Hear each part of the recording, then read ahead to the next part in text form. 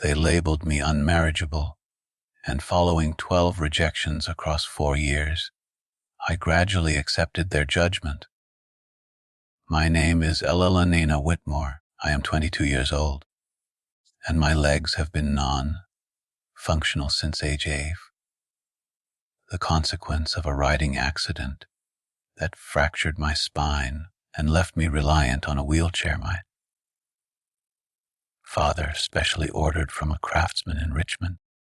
However, it wasn't the wheelchair itself that rendered me unmarriageable in Virginia's 1856 society.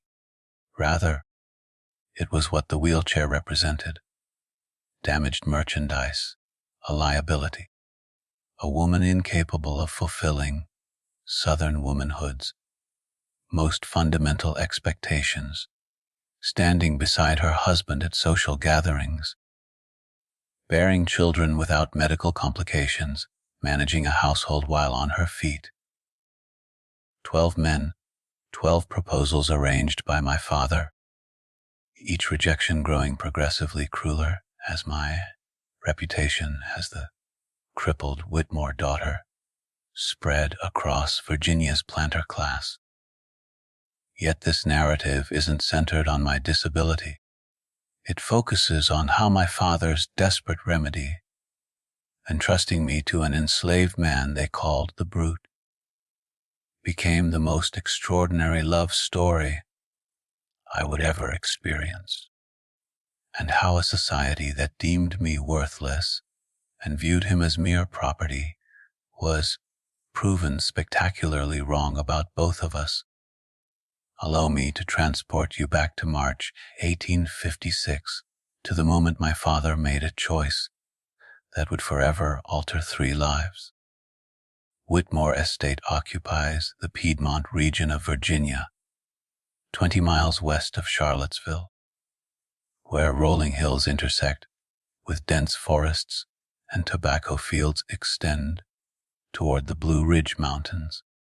5,000 acres of prime agricultural land, 200 enslaved individuals, and a residence my grandfather constructed in 1790. 2 stories of red brick with white columns, crystal chandeliers imported from France, and sufficient rooms that my father and I could avoid each other for days if we both made the effort. I was born here in 1834, the sole child of Colonel Richard Whitmore and his wife Catherine. My mother passed away 3 days after my birth from childbed fever, leaving my father with a baby daughter and no inclination to remarry. He raised me through a combination of distant affection and practical resolve. I received an education exceeding what most Southern girls experienced, taught to read Greek and Latin, to manage financial figures, to engage in philosophical and political discourse. He intended to marry me advantageously, using my education as an asset to attract a wealthy, intelligent husband. Then came the riding accident. I was 8 years old, riding a horse too spirited for my abilities, because I'd pleaded and my father had indulged me. The horse startled at a snake, reared, and I fell. I landed on my back across a fallen log, and I heard something fracture, not the log, but my spine. Doctors arrived from Richmond and Philadelphia. They examined me, conferred among themselves, and delivered their conclusion. The damage was permanent. My legs would never function properly again. I might recover some sensation, some limited movement, but I would never walk normally, never run, never dance. I would require a wheelchair for the remainder of my life. My father commissioned the finest wheelchair available. Mahogany frame, leather seat, wheels that rolled smoothly across our home's polished floors. He hired tutors to continue my education since I couldn't easily attend social events. He adapted our home with ramps where steps existed, a wider doorways, a ground floor bedroom. But he couldn't adapt Virginia society. By age 14, when other girls my age were being courted at parties and picnics, I remained home with my books. By 16, when my peers were becoming engaged, I observed through windows as life unfolded without me. By age 18, my father initiated his campaign to secure me a husband. He was 51, in good health, but increasingly anxious about my fate after his death. "You need protection," he told me. "You need someone to care for you, to manage the estate, to ensure your security." "I can manage the estate," I responded. "You've taught me enough about business and farming." "Elellanena," his voice gentle but resolute, "you know that's not how society operates. A woman alone, especially." He gestured toward my wheelchair. "You need a husband." The first proposal came from Thomas Aldrich, age 35, a tobacco planter from Lynchburg. My father invited him for dinner, presented me in the parlor, and I watched Thomas's gaze travel from my face to the wheelchair and then drop to the floor. "Miss Whitmore is educated," my father said.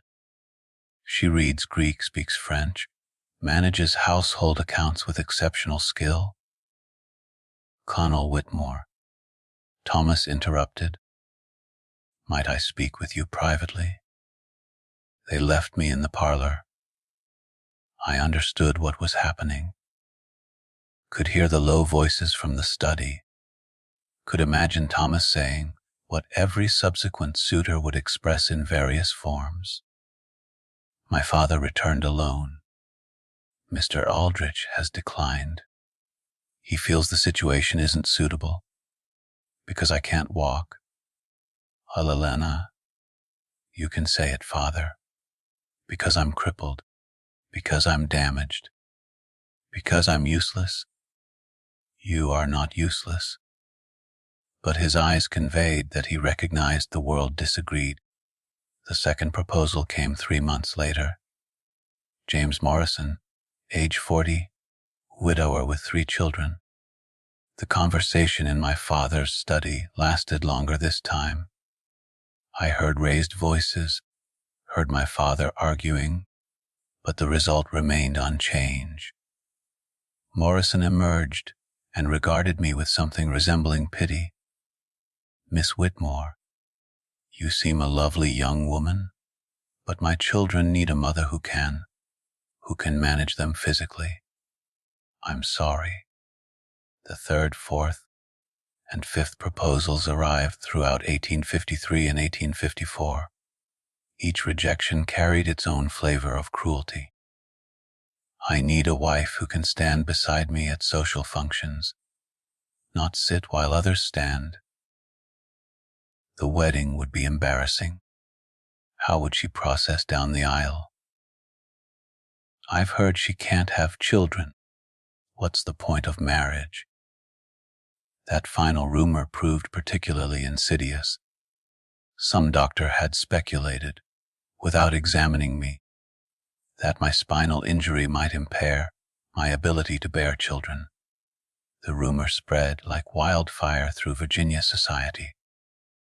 Suddenly, I wasn't merely disabled.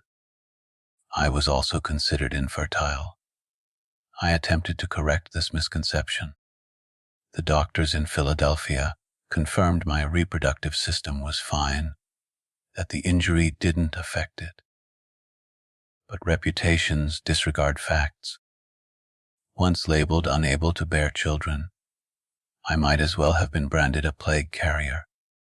By 1855, my father's attempts had grown desperate. He approached men from other states, North Carolina, Maryland, Kentucky. He lowered his standards for wealth and social standing. He offered increasingly generous dowries. The answer was always no. Rejection 9 came in January 1856 from a man named William Foster, whom my father had met through business connections. Foster was 50 years old, portly, twice widowed, with a reputation for drinking.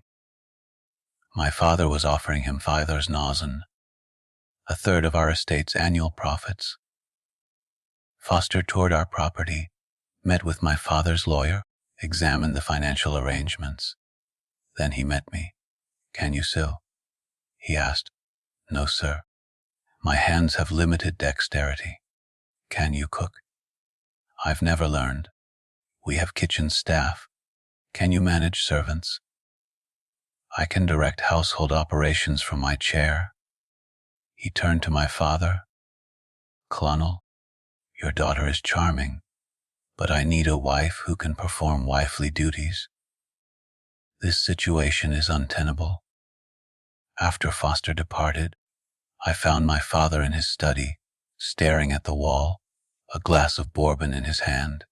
"Father, you can stop.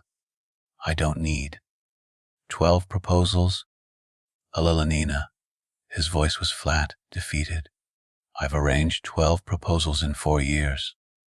Every single man has declined. Some politely, some brutally, but all with the same message. You're not worth marrying."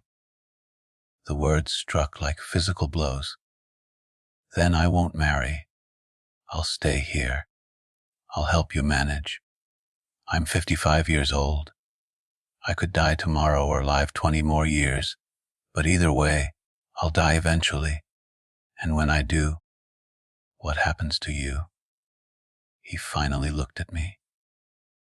"Our male relatives will inherit this estate. Do you think your cousin Robert will let you stay? He'll sell this place and give you some pittance to live on in a boarding house somewhere, dependent on his charity. Then leave me the estate in your will." "I can't.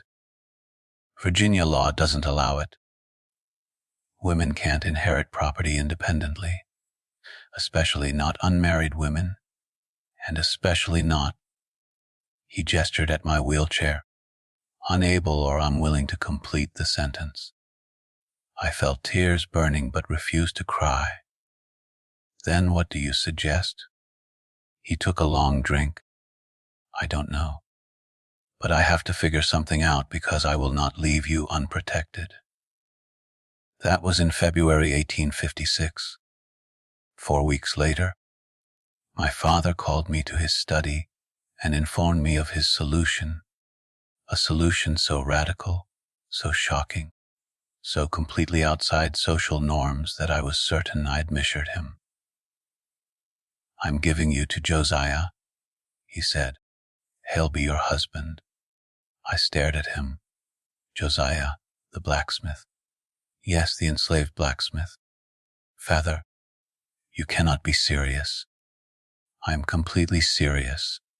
He stood and paced the way he did when making difficult decisions. "Eleanor, no white man will marry you. That's the reality we face. But you need protection.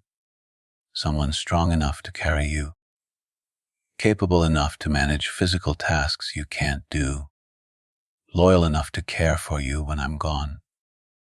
And you think an enslaved man? Josiah is the strongest man on this estate.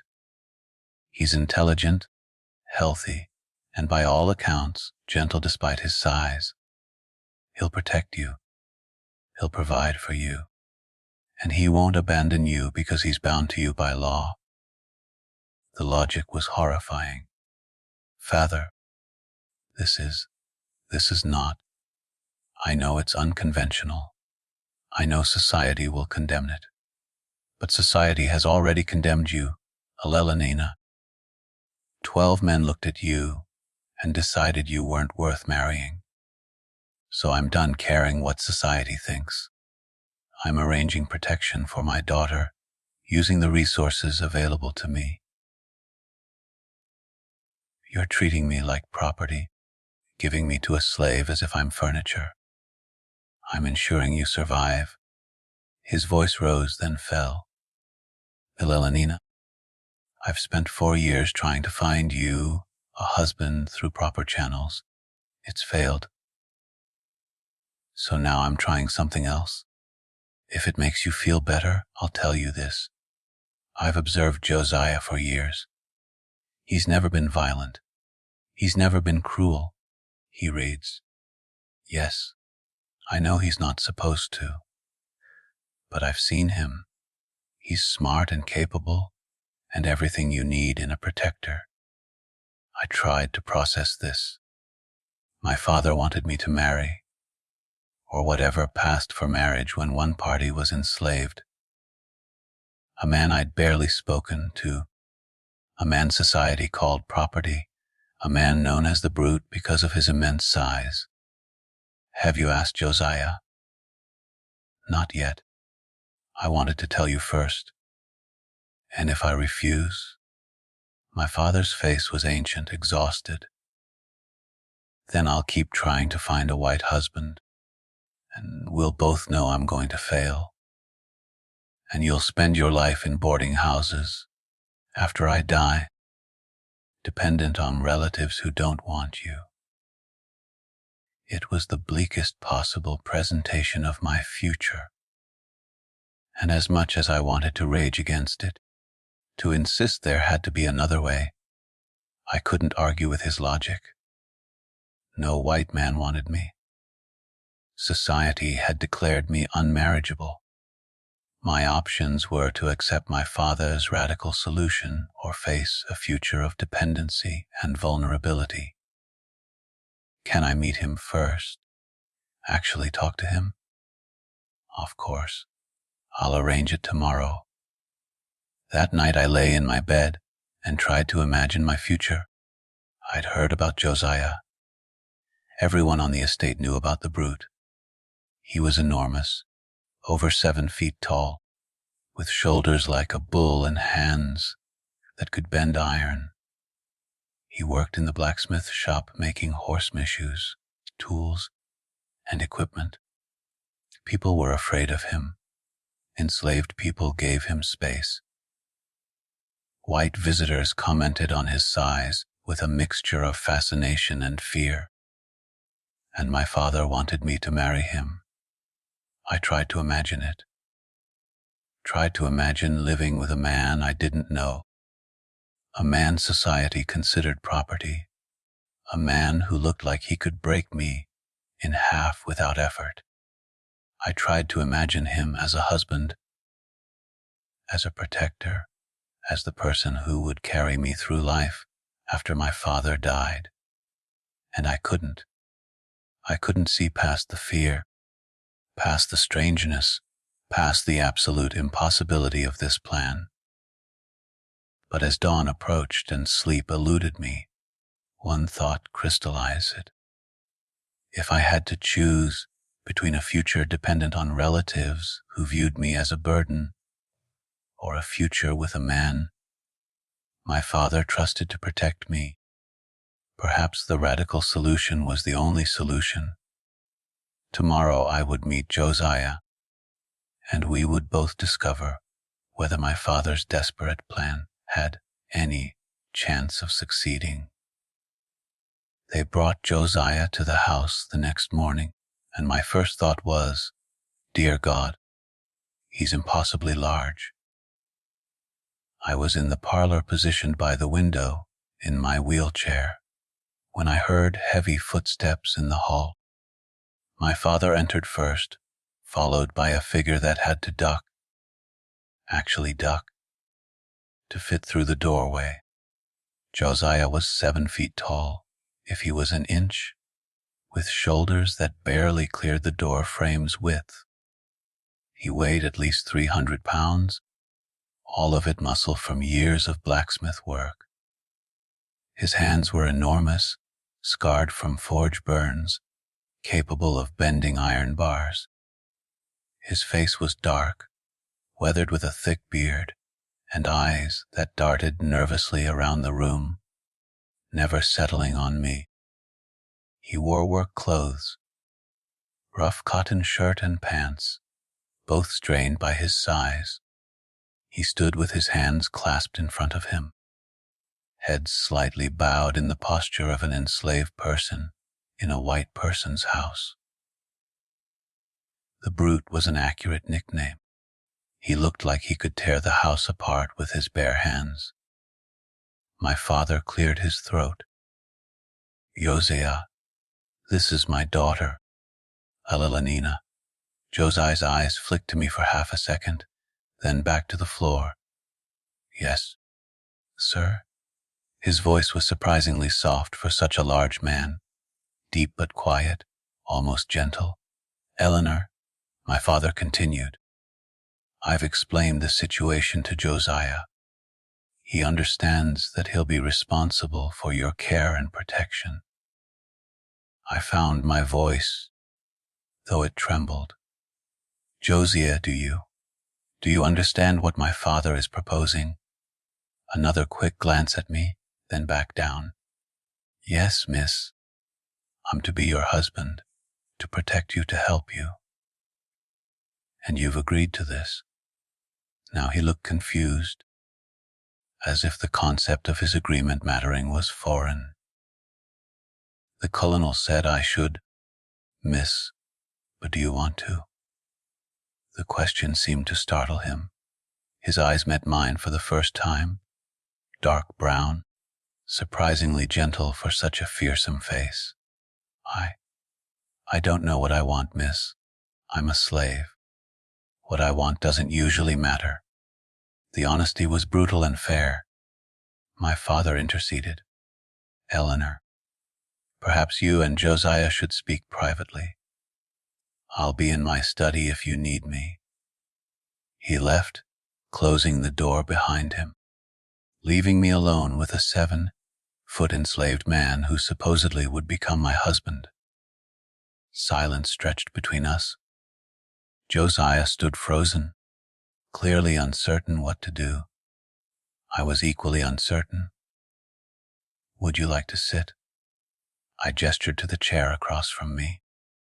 He looked at the chair, a delicate piece with curved legs and embroidered cushions, then at his massive frame. I don't think that chair would hold me, miss. The sofa, then. He sat carefully on the edge of the sofa, which creaked under his weight but held. Even sitting, he was taller than most standing men.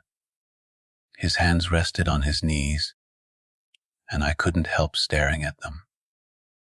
Each finger was like a small club, scarred and calloused, capable of crushing stone. Are you afraid of me, miss? His voice was quiet. Should I be? No, miss. I would never hurt you. I swear that. They call you the Brute. He flinched. Yes, miss, because of my size, because I look frightening. But I'm not brutal. I've never hurt anyone, not on purpose. But you could, if you wanted to. I could. He met my eyes again, but I wouldn't. Not you. Not anyone who didn't deserve it. There was something in his eyes, a sadness, a resignation, a gentleness that didn't match his appearance. I made a decision. Josiah, I want to be honest with you. I don't want this any more than you probably do. I don't know you. You don't know me. My father is arranging this because he's desperate and I'm unmarriageable, and he thinks you're the only solution. But if we're going to do this, if we're going to live together, work together, whatever this arrangement becomes, I need to know, are you dangerous? No, miss. Are you cruel? No, miss. Are you going to hurt me? Never, miss. I promise on everything I hold sacred, I will never hurt you. The earnestness in his voice was undeniable. He believed what he was saying. Then I have another question. Can you read? The question clearly surprised him. His eyes widened, a flash of fear crossing his face. Why? Why do you ask? Because my father mentioned it. He said he'd seen you reading. Is that true? Josiah was silent for a long moment. Reading was illegal for enslaved people in Virginia. Teaching an enslaved person to read could result in punishment for both teacher and student. Admitting literacy was risky. Finally, he said quietly, "Yes, miss, I can read. I taught myself when I was younger. I know it's not allowed, but I couldn't stop myself. Books are." He struggled for words. "They're doorways to places I'll never go, to thoughts I'd never have otherwise." "What do you read?" "Whatever I can find, miss. Old newspapers mostly. Sometimes books I borrow from other slaves who found them. I read slowly. I didn't learn properly, but I read. Have you read Shakespeare?" He looked startled again. "Yes, miss. There's an old copy in the library that no one ever touches. I've read it at night when everyone's asleep." "Which plays?" "Hamlet, Romeo and Juliet, The Tempest." His voice gained enthusiasm despite himself. "The Tempest is my favorite.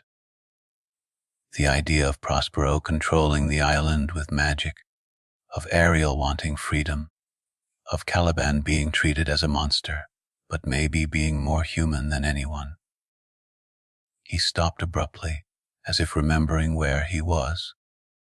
"Sorry, miss, I'm talking too much." "No." I was smiling, genuinely smiling for the first time in this bizarre conversation. "Keep talking. Tell me about Caliban." And something extraordinary happened. Josiah, the massive enslaved man called the Brute, began discussing Shakespeare with intelligence and insight that would have impressed university professors.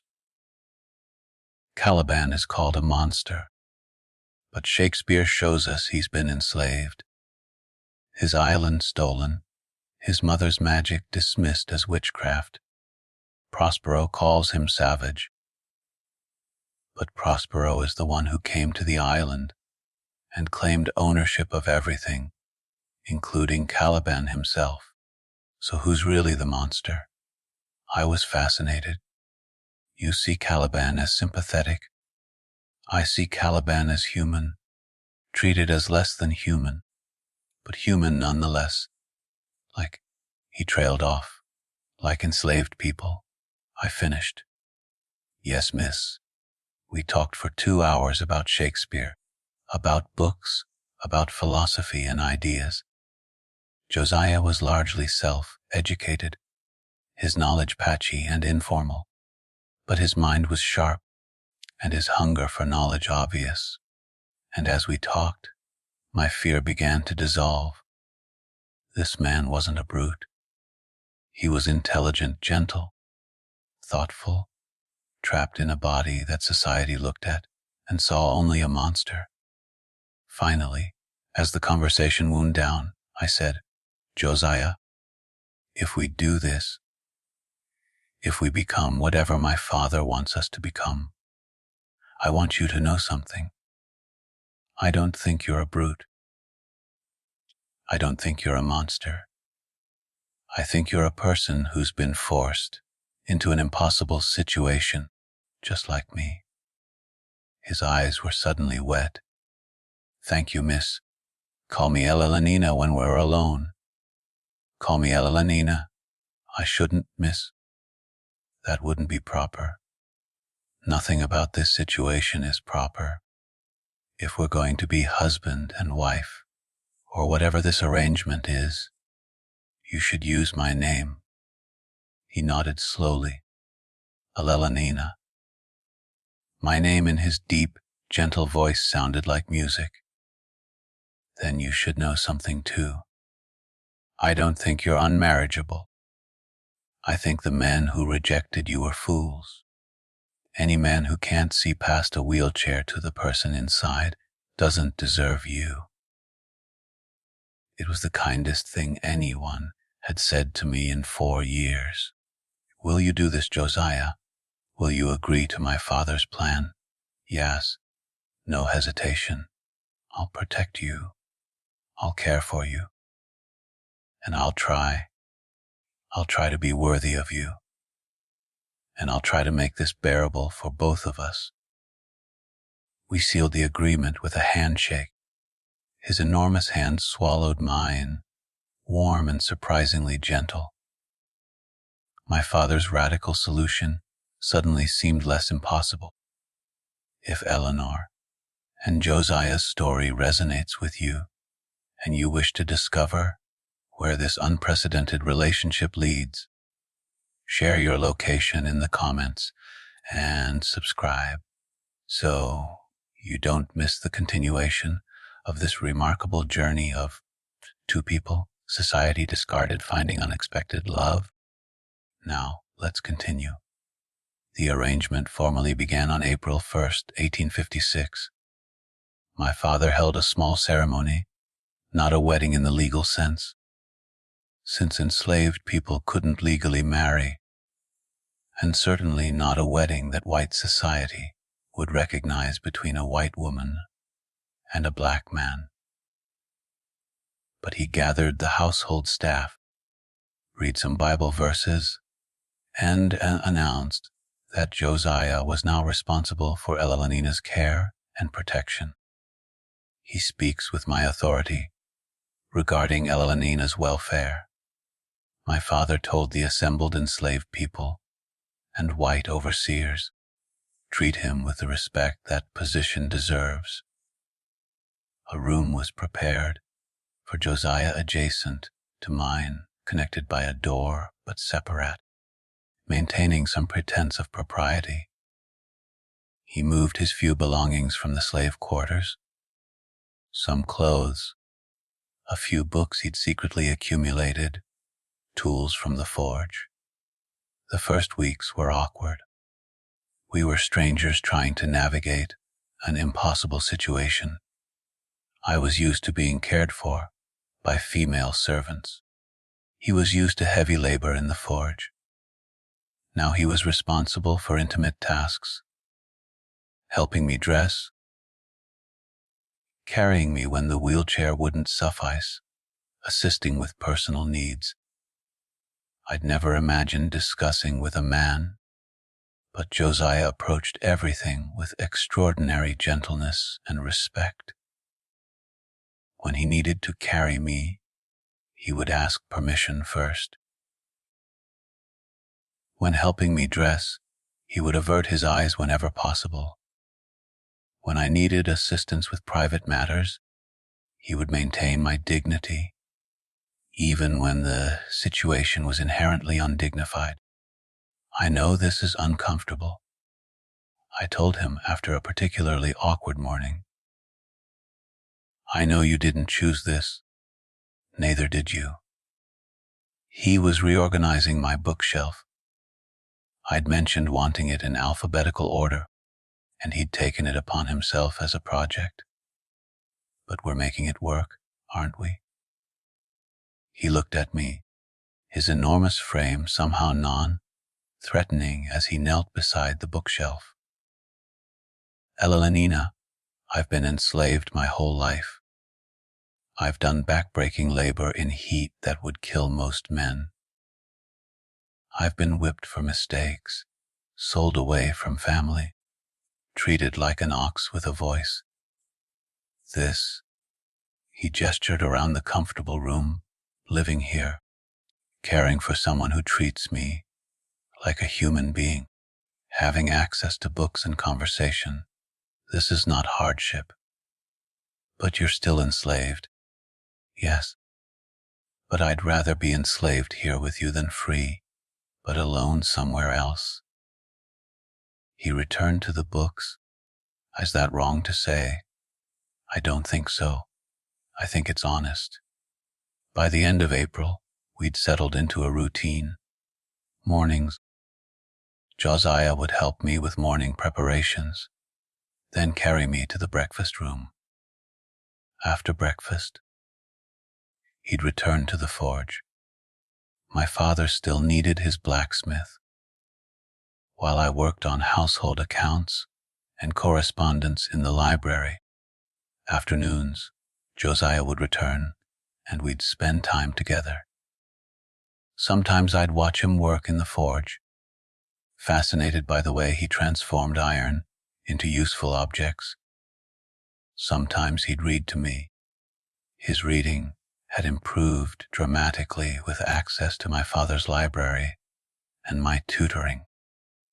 Evenings we'd talk about everything about his childhood on a different plantation, about his mother who'd been sold away when he was 10, about his dreams of freedom that seemed impossibly distant. And I'd talk about my mother who died when I was born, about the accident that paralyzed me, about feeling trapped in a body that didn't work in a society that didn't want me. We were two discarded people finding solace in each other's company. In May, something shifted. I'd been watching Josiah work at the forge, as had become my habit. He was making a new set of hinges for the barn door, heating iron until it glowed orange, then hammering it into shape with precise strikes. "Do you think I could try?" I asked suddenly. He looked up, surprised. "Try what?" "The forge work, hammering something." "Eleanor, it's hot and dangerous. And I've never done anything physically demanding in my life because everyone assumes I'm too fragile. But maybe with your help." He studied me for a long moment, then nodded. "Okay, let me set it up safely." He positioned my wheelchair close to the anvil, heating a small piece of iron until it was workable. He placed it on the anvil, then handed me a lighter hammer, still heavy, but manageable. "Hit right there. Don't worry about strength. Just feel the metal moving." I swung. The hammer hit the iron with a weak thunk. Barely made an impression. Again. "Put your shoulders into it." I swung harder. A slightly better hit. The iron bent marginally. Good. Again. I hammered again and again. My arms burned. My shoulders ached. Sweat poured down my face. But I was doing physical work, actually shaping metal with my own hands. When the iron cooled, Josiah held up the slightly bent piece.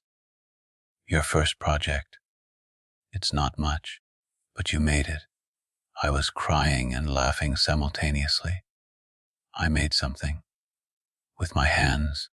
With strength. "You're stronger than you think." He set down the iron. "You've always been strong. You just needed the right activity." From that day forward, I spent hours at the forge. Josiah taught me the basics. How to heat metal, how to hammer, how to shape.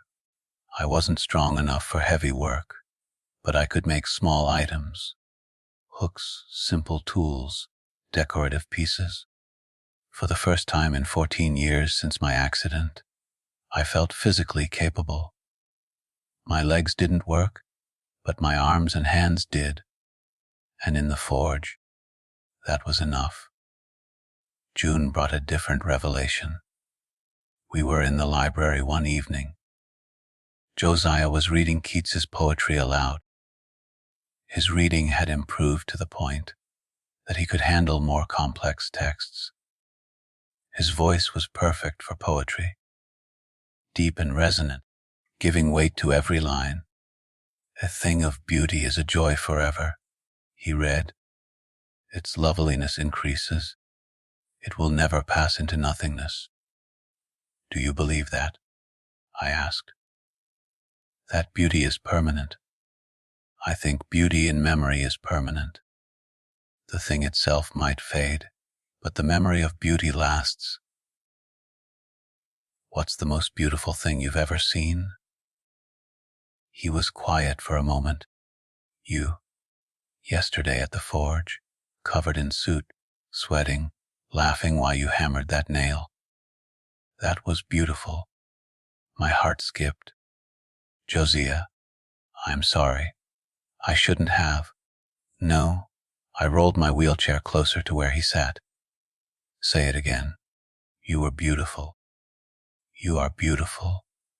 You've always been beautiful, Eleanor. The wheelchair doesn't change that.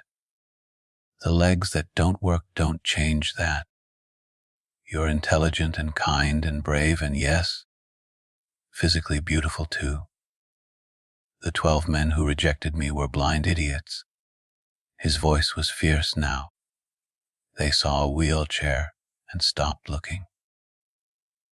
They didn't see you. They didn't see the woman who learned Greek just because she could, who reads philosophy for pleasure, who learned to forge iron despite having legs that don't work. They didn't see any of that because they didn't want to see it. I reached out and took his hand. His enormous scarred hand that could bend iron, but held mine like it was made of glass. Do you see me, Josiah? Yes, I see all of you, and you're the most beautiful person I've ever known. I think I'm falling in love with you. The words hung in the air between us. Dangerous words, impossible words. A white woman and an enslaved black man in Virginia in 1856. There was no space in society for what I was feeling. Eleanor, he said carefully, we can't. If anyone knew, they'd what? We're already living together. My father already gave me to you. What's the difference if I love you? The difference is safety. Your safety, my safety. If people think this arrangement is affection rather than obligation, I don't care what people think. I cupped his face with my hand, had to reach up to do it. His face was so far above mine, even when he was sitting. I care what I feel, and I feel love. For the first time in my life, I feel like someone sees me, really sees me. Not the wheelchair, not the disability, not the burden. You see Elellanena, and I see Josiah, not the slave, not the brute. The man who reads poetry and makes beautiful things from iron and treats me with more kindness than any free man ever has. If your father knew. My father arranged this. He put us together. Whatever happens is partially his responsibility. I leaned forward. Josiah, I understand if you don't feel the same. I understand this is complicated and dangerous, and maybe I'm just lonely and confused. But I needed to tell you. He was quiet for so long I thought I'd ruined everything. Then, I've loved you since the first real conversation we had. When you asked me about Shakespeare and actually listened to my answer. When you treated me like my thoughts mattered. I've loved you every day since, Elellanena. I just never thought I could say it. Say it now. I love you. We kissed. My first kiss at age 22, with a man society said shouldn't exist to me, in a library surrounded by books that would condemn what we were doing. It was perfect. For 5 months, Josiah and I lived in a bubble of stolen happiness. We were careful, never showing affection in public, maintaining the facade of dutiful ward and assigned protector. But in private, we were simply two people in love. My father either didn't notice or chose not to notice. He saw that I was happier, that Josiah was attentive, that the arrangement was working. He asked no questions about the amount of time we spent alone together. The way Josiah looked at me, the way I smiled around him.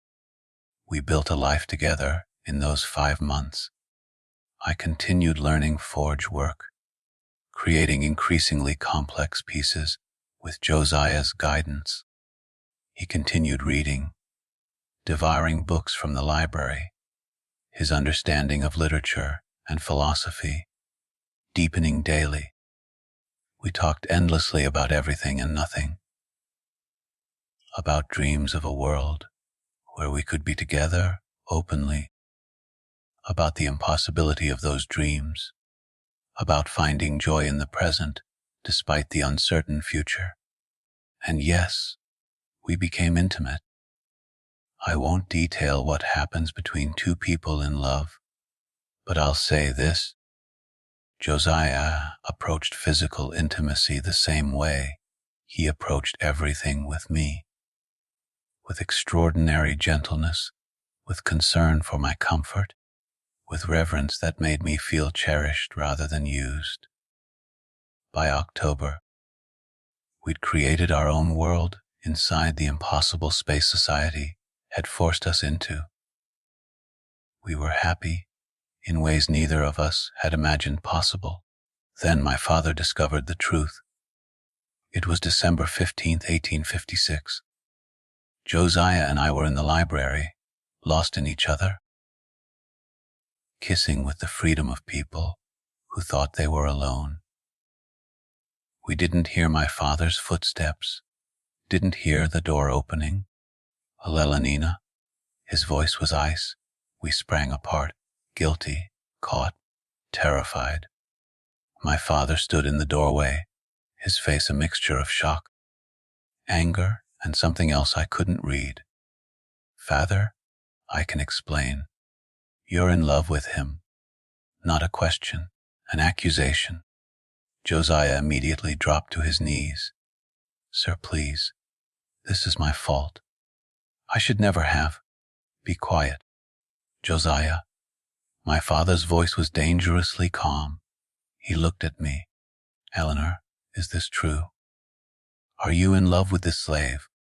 I could have lied, could have claimed Josiah, forced himself on me that I was a victim. It would have saved me and condemned Josiah to torture and death. I couldn't do it. Yes, I love him, and he loves me. And before you threaten him, know that this was mutual. I initiated our first kiss. I pursued this relationship. If you're going to punish someone, punish me. My father's face went through a series of expressions. Rage, disbelief, confusion. Finally, Josiah, go to your room now. Don't leave it until I send for you. Sir, now. Josiah left, casting one anguished look back at me. The door closed, leaving me alone with my father. Do you understand what you've done? He asked quietly. I've fallen in love with a good man who treats me with respect and kindness. You've fallen in love with property, with a slave. Elellanena, if this becomes known, you'll be ruined beyond redemption. They'll say you're mad, defective, perverted. They already say I'm damaged and unmarriageable. What's the difference? The difference is protection. I gave you to Josiah to protect you, not for this. Then you shouldn't have put us together. You shouldn't have given me to someone intelligent and kind and gentle if you didn't want me to fall in love with him. We were both shouting now, years of frustration pouring out. I wanted you safe, not scandalous. I am safe, safer than I've ever been. Josiah would die before letting anyone hurt me. And what happens when I die? When the estate passes to your cousin? Do you think Robert will let you keep an enslaved husband? He'll sell Josiah the day I'm buried and install you in some institution. Then free him. Free Josiah. Let us leave. We'll go north. The north isn't some promised land. Elellanena, a white woman with a black man, former slave or not, will face prejudice everywhere. You think your life is hard now. Try living as an interracial couple. I don't care. Well, I do. I'm your father, and I've spent your entire life trying to protect you. And I will not watch you throw yourself into a situation that will destroy you. Being without Josiah will destroy me. Don't you understand? For the first time in my life, I'm happy. I'm loved. I'm valued for who I am rather than what I can't do. And you want to take that away because society says it's wrong. My father sank into a chair, suddenly looking every one of his 56 years. What do you want me to do, Eleanor? Bless this. Accept it. I want you to understand that I love him, that he loves me, and that whatever you do, that won't change. Silence stretched between us. Outside, December wind rattled the windows. Somewhere in the house, Josiah was waiting to learn his fate. Finally, my father spoke. I could sell him, send him to the deep south, make sure you never see him again. My blood ran cold. Feather, please. Let me finish. He looked at me with exhausted eyes. I could sell him. That would be the proper solution. Separate you. Pretend this never happened. Find you another arrangement. Please don't. But I won't. He held up a hand. I won't because I've watched you these past 9 months. I've seen you smile more in 9 months with Josiah than in the previous 14 years. I've seen you become confident, capable, happy. And I've seen how he looks at you. Like you're the most precious thing in the world. Hope flickered in my chest. Feather, I don't understand this. I don't like it. It goes against everything I was raised to believe. But, he rubbed his face. You're right. I put you together. I created this situation. And denying that you'd form a genuine bond was naive. So, what are you saying? I'm saying I need time to think. To figure out a solution that doesn't end with either of you miserable or destroyed. He stood. But Elellanena, you need to understand, if this relationship continues, there's no place for it in Virginia, in the South, maybe not anywhere. Are you prepared for that reality, if it means being with Josiah? Yes, he nodded slowly. Then I'll find a way. I don't know what yet, but I'll find a way. He left me in the library, my heart pounding, hope and fear warring inside me. Josiah was summoned back an hour later. We told him what my father had said, and he collapsed into a chair, overwhelmed. He's not going to sell me. He's not going to sell you. He's going to help us. He said he'd try to find a solution. Josiah put his head in his hands and cried. Deep, shaking sobs of relief and disbelief. I held him as best I could from my wheelchair, and we clung to the fragile hope that maybe somehow my father would make the impossible possible. My father spent 2 months deliberating, 2 months during which Josiah and I lived in anxious suspension, waiting for his decision. We continued our routines, forge work, reading, conversations, but everything felt temporary, conditional on whatever solution my father conceived. In late February 1857, he called us both to his study. I've made my decision, he said without preamble. We sat across from him, me in my wheelchair, Josiah perched on a too small chair, both of us holding hands despite the impropriety. There's no way to make this work in Virginia or anywhere in the South. Society won't accept it, and laws actively forbid it. If I keep Josiah here, even as your declared protector, suspicions will grow. Eventually, someone will investigate, and you'll both be destroyed. And my heart sank. This sounded like prelude to separation. So, he continued, I'm offering you an alternative. Josiah, I'm going to free you legally, formally, with documents that will stand up in any northern court. Elellanena, I'm going to give you $5,000, enough to establish a new life, and I'm going to provide letters of introduction to abolitionist contacts in Philadelphia who can help you settle there. I couldn't breathe. You're freeing him, yes, and letting us go north together.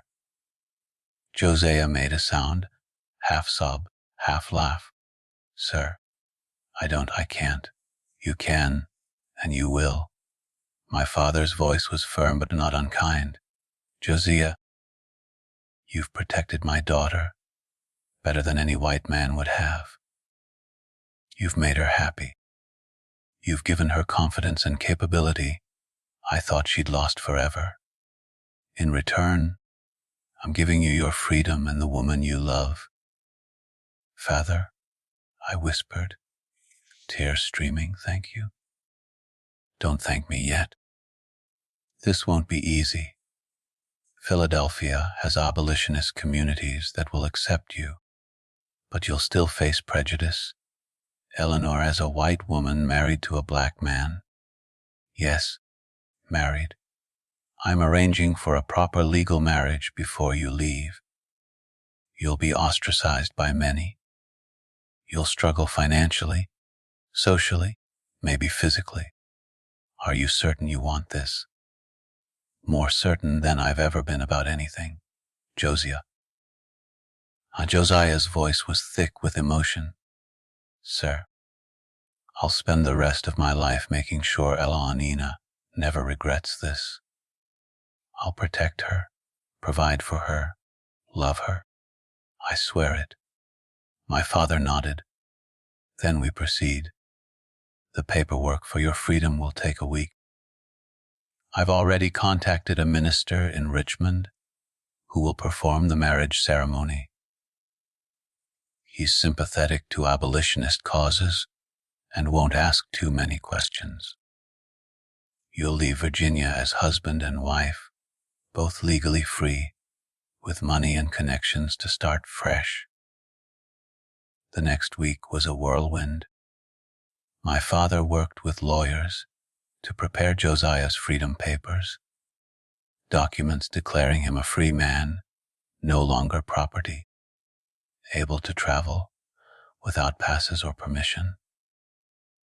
He arranged our marriage through the sympathetic minister, who performed the ceremony in a small church in Richmond with only my father and 2 witnesses present. Josiah and I spoke vows in front of God and law. I became Elellanena Whitmore Freeman. I kept both names, honoring my father while embracing my new life. Josiah became Josiah Freeman, a free man married to a free woman. We left Virginia on March 15, 1857, in a private carriage my father arranged. Our belongings fit in 2 trunks, clothes, books, tools from the forge, and the freedom papers Josiah carried, like sacred objects. My father embraced me before we left. Write to me, he said. Let me know you're safe. Let me know you're happy. I will. Father, I know. I love you too, Elellanena. Now go build a life. Be happy. Josiah shook my father's hand. Sir, I'll protect her. Josiah, that's all I ask, with my life. Sir, we traveled north through Virginia, Maryland, and Delaware. Each mile took us further from slavery and toward freedom. Josiah kept expecting someone to stop us, to demand his papers, to challenge our marriage. But the papers were solid, and we crossed into Pennsylvania without incident. Philadelphia in 1857 was a bustling city of 300,000 people, including a large free black community in neighborhoods like Mother Bethel. The abolitionist contacts my father provided helped us find housing in a modest apartment in a neighborhood where interracial couples, while unusual, weren't unheard of. Josiah opened a blacksmith shop with money from my father's gift. His reputation grew quickly. He was skilled, reliable, and his immense size meant he could handle work other smiths couldn't. Within a year, Freeman's Forge was one of the busiest in the district. I managed the business side, keeping accounts, dealing with clients, arranging contracts. My education and my mind, which Virginia society had deemed worthless, became essential to our success. We had our first child in November 1858, a boy we named Thomas after my father's middle name.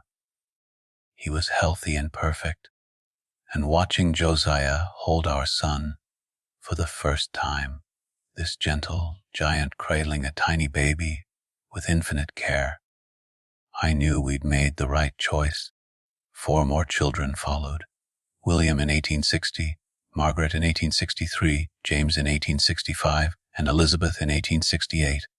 We raised them in freedom, taught them to be proud of both their heritages, sent them to schools that accepted black children, and my legs.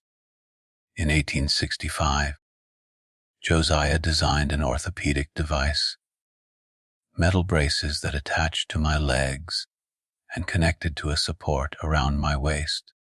With these braces and crutches, I could stand, could walk, awkwardly but genuinely. For the first time since I was 8 years old, I walked. You gave me so much. I told Josiah that day, standing in our home with tears streaming down my face. You gave me love and confidence and children, and now you've literally made me walk. You always walked, Eleanor. He studied me as I took shaky steps. I just gave you different tools. You, my father, visited twice, in 1862 and 1869. He met his grandchildren, saw our home, our business, our life. He saw that we were happy, that his radical solution had worked beyond anyone's expectations. He died in 1870, leaving his estate to my cousin Robert, as Virginia law required. But he left me a letter. My dearest Eleanor, by the time you read this, I'll be gone. I want you to know, giving you to Josiah was the smartest decision I ever made. I thought I was arranging protection. I didn't realize I was arranging love. You were never unmarriageable. Society was too blind to see your worth. Thank God Josiah wasn't. Live well, my daughter. Be happy. You deserve it. Love, Father. Josiah and I lived together in Philadelphia for 38 years. We grew old together, watching our children become adults, welcoming grandchildren, building a legacy from the impossible situation we'd been thrust into. I died on March 15th, 1895, 38 years to the day after we'd left Virginia. Pneumonia took me quickly. My last words to Josiah, spoken as he held my hand. Thank you for seeing me, for loving me, for making me whole. Josiah died the next day, March 16th, 1895. The doctor said his heart simply stopped. But our children knew the truth. He couldn't live without me, the way I couldn't have lived without him. We're buried together in Eden Cemetery, in Philadelphia under a shared headstone that reads, Elellanena and Josiah Freeman, married 1857, died 1895, love that defied impossibility. Our 5 children all lived successful lives. Thomas became a physician. William became a lawyer who fought for civil rights. Margaret became a teacher who educated thousands of black children. James became an engineer who designed buildings across Philadelphia. Elizabeth became a writer. In 1920, Elizabeth published a book, My Mother, the Brute, and the Love That Changed Everything. It told our story, the white woman's society called unmarriageable, the enslaved man's society called a brute, and how a desperate father's radical solution created one of the most beautiful love stories of the 19th century. This was the story of Elellanena Whitmore and Josiah Freeman, whose marriage began in March 1857 in Richmond, Virginia, when Colonel Richard Whitmore freed Josiah and arranged his daughter Elellanina's marriage to him before helping them relocate to Philadelphia. Historical records document Josiah's freedom papers, the marriage certificate, and the establishment of Freeman's Forge in Philadelphia in 1857. The couple had 5 children between 1858 and 1868, all documented in Philadelphia birth records. Elellanina's mobility and improvement through orthopedic devices is documented in personal letters preserved by the Freeman family.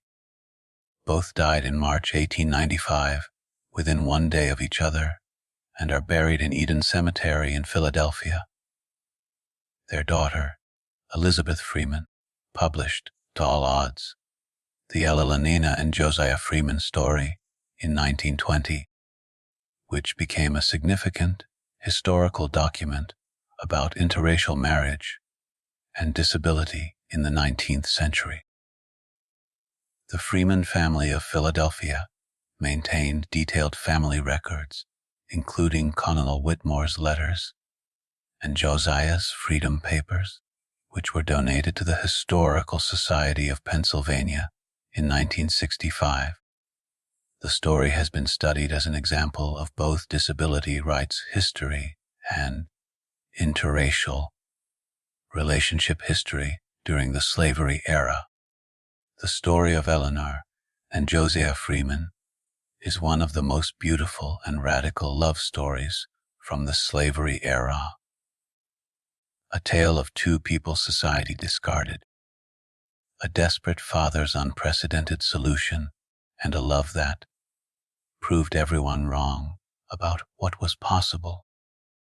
Elellanena was deemed unmarriageable because of her disability. 12 men rejected her before her father made the extraordinary decision to give her to an enslaved man.